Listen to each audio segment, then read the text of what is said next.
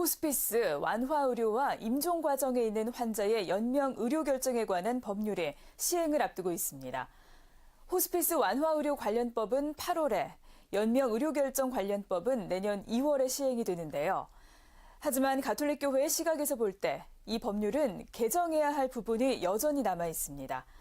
가톨릭대 생명대학원장 정재우 신부가 저희 가톨릭 평화신문에 보내온 특별 기고를 통해 신자로서 이 법에 대해 알아둘 점을 짚어봤습니다. 박수정 기자가 전합니다.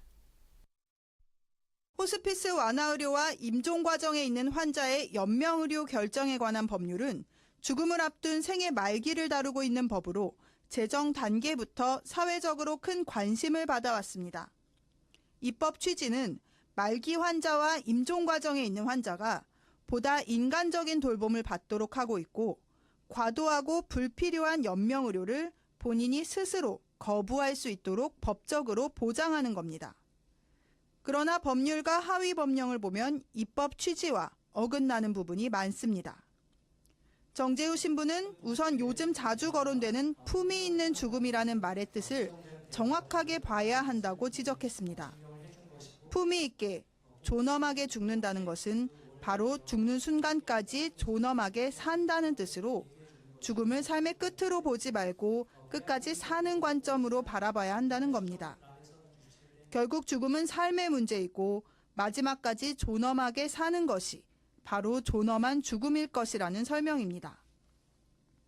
연명의료는 치료 효과 없이 임종 과정의 기간만 연장시키는 것으로 심폐소생술, 인공호흡기, 혈액투석, 항암제 투여를 말합니다.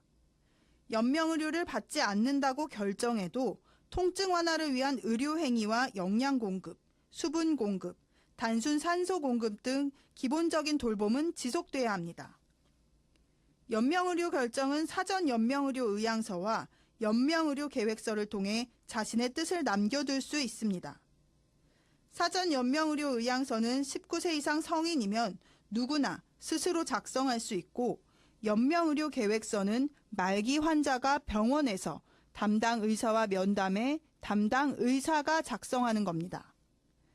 정신부는 두 문서 중 가톨릭 교회가 권장하는 문서는 연명의료 계획서라고 말했습니다.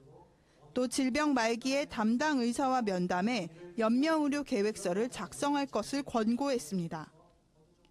또한 환자가 적절한 돌봄을 받으려면 무엇이 환자에게 적절한 의료 행위인지를 판별해야 합니다. 이때 담당 의사의 판단이 중요합니다. 정신부는 연명의료 결정은 환자나 의사의 일방적인 결정이 돼서는 안 된다면서 환자와 의사가 만나 대화하고 적절한 돌봄이 이뤄지도록 협력해야 한다고 강조했습니다.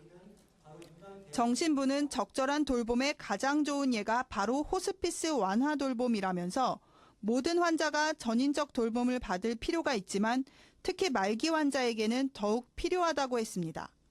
정신부는 끝으로 병의 고통, 죽음의 두려움에 관한 고통은 무의미하지 않다면서 고통의 순간에 십자가 예수님과 일치함을 기억해야 한다고 당부했습니다. CPBC 박수정입니다.